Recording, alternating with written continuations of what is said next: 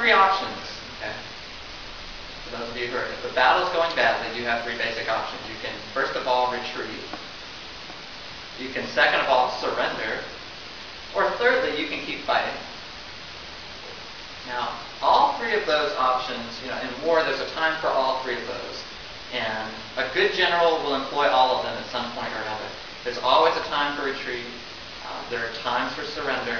And there are certainly times where you need to just get behind the spittle and keep fighting. Now, for the Christian, and the battles that we wage as Christians on behalf of the Lord, and the battles He calls us to fight,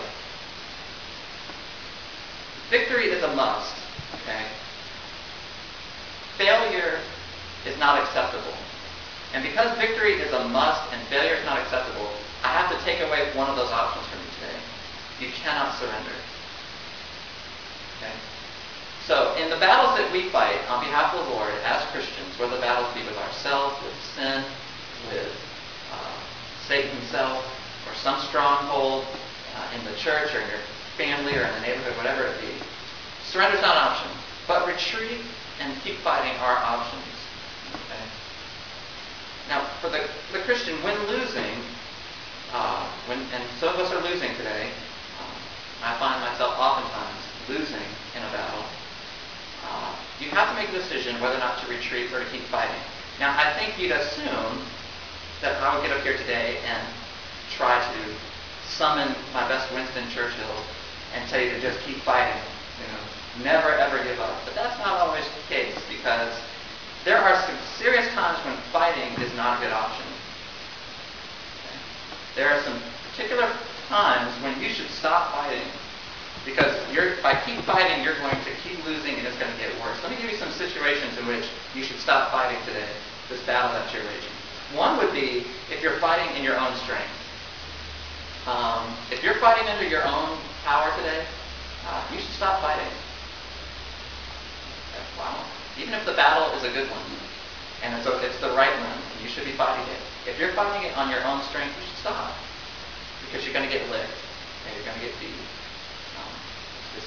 The forces that you're up against when it comes to Satan and sin and your own heart and mind, you can't win. So that's one instance in which I would encourage you to stop fighting. Another is, if you're fighting this battle on your own wisdom, suppose you're fighting the right battle, and you're even trying to employ God and His strength and the Word of doing it. But you're going about it, you're drawing up the battle plan according to your own understanding and wisdom. If that's the case today, you should stop fighting. God does not tell you what to fight and then just leave you to your own designs to fight it. And if you're not inquiring of Him about how to conduct the battle, you should stop fighting. Because it's very possible that you're working a bankrupt plan that can't work. And maybe even if you accomplish your goal, it's going to come with a lot of casualties. Okay? Another option which you should stop fighting is when the ends are your own. Sometimes, you might be fighting the right battle in the proper way, but your motivation for fighting is for yourself. You're not terribly interested necessarily in God being glorified in the battle, or you have His heart and His mind about what you're trying to accomplish, but you're trying to win this battle for your own good. Even if it's the right battle, but your motivation for winning it is because it's going to help you in some way. I have news for you. God is not interested in helping you fight a fight which glorifies and helps you. Okay? So you're probably going to lose. And one last reason, there are more than this, but if you're fighting a fight that you picked, if you picked a fight with something which God didn't pick a fight with, and you're trying to fight some cause, some battle, you picked a fight with something, and God didn't encourage you to pick that fight, you should stop fighting. Because if God hasn't picked the fight, God hasn't asked you, or He hasn't brought that fight to you, you shouldn't be fighting it, frankly. God doesn't need your help in finding who to take on. He's more than capable. Believe me, He'll give you plenty of fights to fight. You don't need to go picking your own fights. Okay? So those are just a few instances, and there are many, many more, where you should probably stop fighting. And so if I'm encouraging you, if you're losing the battle, if I'm encouraging you to stop fighting, I'm not telling you to surrender, but I am encouraging you to retreat. I'll say it one more time. You can't take the 10 count. That's not. If your back is on the canvas today, you cannot take the 10 count. I know a lot of you would be nice. You cannot take the 10 count and just wait for Christ to come back and I'll just go to glory, No, you can't surrender. You have to get up off the mat, okay? But I'm encouraging you, don't get up off the mat in your own strength. That's why it might be good for us to go to the corner here for just a moment. Have your trainer rub your shoulders. You can get your spit bucket and have a drink here today.